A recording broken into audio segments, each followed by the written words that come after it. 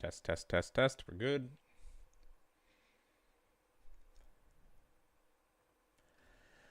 Let's talk about the road to TEDx Hobart.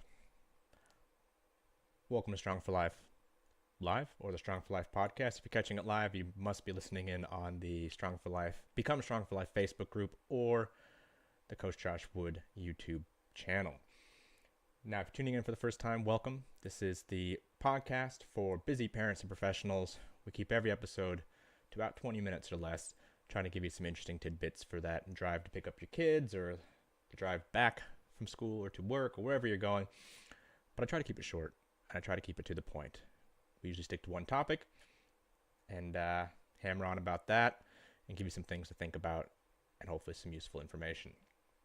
If you are catching this on any of the podcast platforms, Spotify, Apple, where else is it? YouTube and iHeartRadio, welcome. Please take a moment to like, rate, review, share with your friends, record an episode, put it on a floppy disk and send it to your grandmother. All of that helps. It really does. And if you have any questions, you're always welcome to reach out and shoot me a message on any of those platforms or just get in touch through Coach Josh Wood on Instagram or strongforlife.online. Questions drive the show because someone usually asks me a question during the week and they're like, hey, what about this? What about body recomposition? How do I train for weight loss versus gaining muscle? And that becomes the topic of the next episode. So if you want to know something, ask, and I might be able to do an episode on it. But today, we're doing something a little different. First, announcements. Oh yeah, I should tell you. Coach Josh Wood down here in Hobart, Tasmania. It's 10 in the morning on Tuesday, the 14th of May. And on Saturday, I gave a TED talk, a TEDx talk. But before I get into that, let's talk about announcements. I'm trying to think. Big announcements. Well, the TED talk is done, so that's not an announcement anymore. The video should be up on the YouTube channel eventually. It takes some time for them to put those together and then have TED headquarters put it up on their channel. This weekend, I'll be competing in a Brazilian Jiu-Jitsu tournament. Which is cool. And, yes, the vault. So the Strong for Life Members Vault is open. It is the ultimate fitness resource, giving you, well, years and years and years of coaching experience, of programs and nutrition resources, all available anytime, any place on a mobile-friendly web app. So you can find that on the website, strongforlife.online, or you can find it in the show notes where there should be a link. I have, I think, 7 more programs to go up on that. It's an ever-living, ever-growing database. So I'll be updating that every month with either new resources or new programs. So check that out. If you're needing a program or information on how to set up your own training, nutrition help, that is the most accessible option. But of course, I'm always available for one-on-one coaching as long as there are spots available. Now, let's talk about TEDx. So, man, where do I start? All right, let's start at the beginning. Now, I was really young when I was born in Portland, Oregon. And then a bunch of stuff happened, and I moved to the Midwest. And I grew up in Minnesota. Then I moved to Australia in 2008, and I've been here ever since. I did a lot of things. And I worked in fitness and health, teaching massage, teaching personal training courses, coaching in gyms, strength facilities, coaching in boxing facilities, building my ability to speak and educate. And my goal is always to try to make things simple. I don't teach or speak with the fitness professional mind. I always try to imagine I'm speaking to my clients who come from a range of backgrounds. So I try to use as little jargon as possible and streamline and make things simple and understandable. And I've spent a lot of years speaking in various contexts, coaching, teaching health and fitness in the classroom, and ultimately running workshops and seminars. And last year in November, I saw that there was applications for TEDx Hobart. And I was like, okay, that looks cool. Yeah, neat, whatever. But a friend of mine who also works in the co-working space that I rent out once in a while in the city was like, hey, you should apply. I'm like, you think? He's like, yeah, you should apply. You should apply, and I think you'd probably do well. I'm like, okay, let me have a think about what I want to talk about. Because TEDx Hobart was, each TEDx has a theme, and this one was the ripple effect. And so I had a little think, and I put in an application. I put in an application amongst 300 other people from all over the world who applied for this event. And my talk was called 6 Habits to Eat Like an Adult. And it's all around our personal responsibility to make a change for the next generation. If our kids are having a problem with their relationship with food, it's our problem. And that's the ripple effect. You know, everything we do in life and how we eat and interact with food is based around our own habits that we developed from our parents or whoever our adult authority figures were. That combined with who we became as teenagers when we were rebelling and creating our own sense of self creates our adult habits usually. And so my whole talk was like, you have a choice. You have to make adult decisions, and you have to create a better relationship with food, and not just for yourself, but for those who depend on you. And I had this idea. I was like, okay, well, I give the How to Eat Like an Adult workshop, which is like 2.5 hours of just learning about nutrition. What are your calories? What are macros? Where do you get your nutrients from? How much are you supposed to get? That kind of thing. I was like, okay, maybe I can streamline this. Maybe I can just take this from 2.5 hours and leave out all the educational components and make it a call to action and explain why in a world where 1 billion people have obesity, and obesity is now a greater risk to world health than even hunger. I can start on that platform. Oh, one of my lights went out behind me. I can start on that platform and make it a call to action. Make it a call to action that says, hey, this is happening because we are not doing something right. So it's like, okay, I can make this work. And so I applied. And then I got shortlisted. And it must have been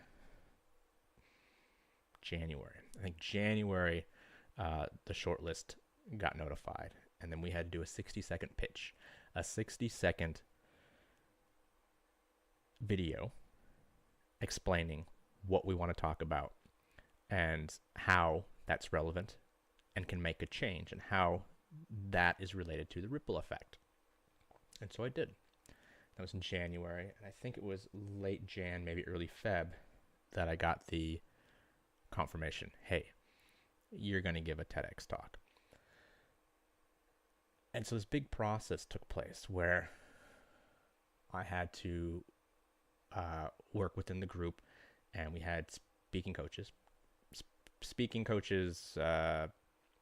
probably some other term as well, but we had speaking coaches, and we had to create a script and run through it and record video and go over it with one of the coaches to make sure it all made sense. And it was like this big process from November up until last Saturday, the 11th of May, of creating this 15-minute talk. I think I clocked in at 12.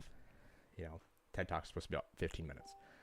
And so 6 months, dozens and dozens of hours of writing and rewriting and running through and working on that and practicing and practicing and practicing. And I was practicing and running through my talk up until the minute before my name was called to go on stage. And it's this wild, like, accelerating avalanche where you think you have all this time, you put in your work, and then everything accelerates until you know what you're talking about, and then it's all about how to present on the stage. And you know, we had a rehearsal day with the spotlights and in theater, and you know, I don't know, it's an interesting experience because I'm what some people might call a go-getter. I go out and do things that scare me because they scare me. So, I've been in the ring and I've fought. I've had the shit kicked out of me in front of a lot of people in an official way. I've competed in strength sports. I've been on stages and in rings and on platforms and put myself out there and put myself at risk and pushed myself and then had to actually pressure test myself in front of a lot of people in multiple domains. And this was one of those situations. But it's different because no one's going to punch me in the face. Probably. Nothing heavy is going to drop on my head. I'm unlikely to break my back trying to lift something heavy. Yet, it was the same feeling. It was the same feeling of this sort of like periodized progression of practice and training leading up to this massive challenge. And they say, what is it, the 7 Ps? Proper prior planning prevents piss poor performance. One thing I rarely lack is preparation, because I'm always working towards a challenge or a goal. It gives me purpose, keeps me on track. And like I said, up until the minute before they called my name, I was practicing. I was practicing. I knew my talk. I know what I talk about. I'm familiar with the subject matter. I'm pretty comfortable talking in front of people. But the pressure's always on. And that nervousness, that anxiety is always there until it's go time. And I had a couple talks with some of the other speakers, and one thing I tried to remind everyone of is, like, we're all nervous, but your body doesn't know the difference between anxiety and nervousness. Your body doesn't know the difference between anxiety and nervousness and excitement. It's the same physiological response. It's the same adrenaline dump and high cortisol, and it makes you shaky and jittery and itchy. But how you interpret it is what makes the difference. How you interpret that adrenaline dump. Am I nervous and afraid, or am I excited? Am I excited and chomping at the bit and rearing to go? And so when you feel that, when you're behind a curtain, hearing the person in front of you speak, and then you hear them call your name, the same feeling can be fear or excitement, depending on how you've prepared and how you frame it.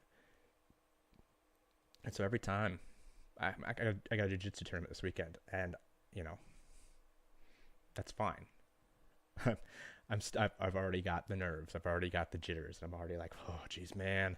Like, you don't know what's going to happen. But I prepared as best I can in the short time frame that I've been doing jiu-jitsu. I started again in January after not having done any jiu-jitsu since my early 20s, so 13 plus years. And I just go, oh boy, adrenaline dump, oh gosh, getting jittery, getting shaky, having a hard time sleeping. No. I'm not worried. I'm excited. I can't wait because I put in the preparation. And if you put in that preparation, when it's go time,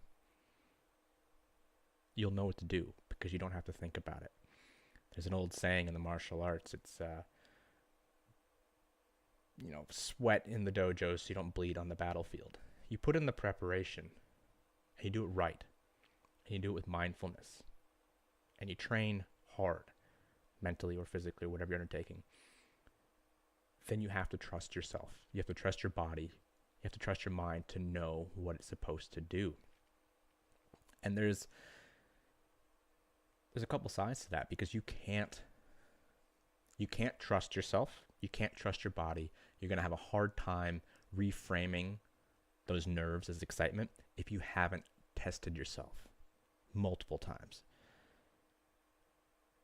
If it's your first time doing something big, you will be nervous. But if you put in the preparation, you'll be fine. And the more you do that, not that the nervousness goes away, but the better you'll understand how to reframe that as excitement. The better you'll understand that you might be nervous, but you know that once you get out on that playing field, on that podium of challenge, that platform that you're going to be on, whatever it is, once you undertake the challenge, once the bell rings or the ref says go, or someone calls your name and you have to walk out onto that stage, if you've put in the preparation and you've pressure tested yourself multiple times for years, you know it's going to be okay. You know what the worst case scenario is, and that you can trust yourself. And that's confidence. And I've talked about this before, is confidence comes through proving your competence. Confidence comes through proving your competence. Confidence can be faked superficially, but until you've been pressure tested and you've put in proper preparation, you can't really trust yourself. And so this talk, the TED Talk, my talk, 6 Habits to Eat Like an Adult, was something that I've been preparing for my entire adult life by constantly pressure testing myself in whatever domain I can get involved in, whether it's purely skill-based sports like archery, whether it's boxing, jiu-jitsu, strongman, powerlifting, workshops, seminars, always pressure testing myself. And it finally came down to like standing behind that big red curtain, and they say, our next speaker, Josh Wood. And then everything just kicked into place. It was go time. There was no more time for nerves. There was just doing what I've been practicing for years. And that kind of comfort in my capacity is something that can't be faked, because I was hella nervous. But I knew if I kept working on my process, it was going to be fine. And then I got out there. I walked out. I looked into the crowd, which I couldn't see because there were spotlights in my face. There was, I think, 200 people right in front of me. And I did my thing. And it was awesome. It's a big day. We started at 7:30 in the morning and we wrapped up at like 5, and then we all went out for dinner and drinks. But it's a wild experience. And I don't know if there's any lessons here today. I don't know if I'm teaching anything or trying to give you anything practical, except that this is my experience. And this is what I have been doing for a long time. And each time, the challenge gets bigger. But a challenge is a challenge.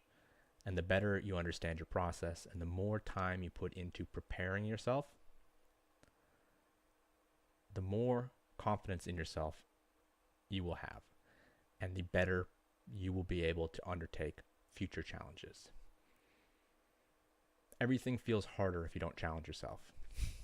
Life feels really, really tough if you haven't put yourself out there and pressure tested your capacity. 6 months to prepare for a 12-minute talk. It's a lot more preparation than I've done for a lot of things. And that's it. It was just about putting in those little bits of work every day. And that's the same way you build capacity in any field. So that's my story. That's my story for today. I hope it was interesting and maybe gave you something to think about. If you have any questions, please let me know. I, of course, will be posting the TEDx talk everywhere once it's up on the official TED YouTube page. But because it has to be, all the speakers have to be, their talks have to be clipped up and edited and polished and then sent to TED. And then TED has to then approve it and then upload it onto their YouTube channel. But once it's there, it could be a couple months. I'll be sure to let you know. In the meantime, have a good week, and let me know if you have any questions.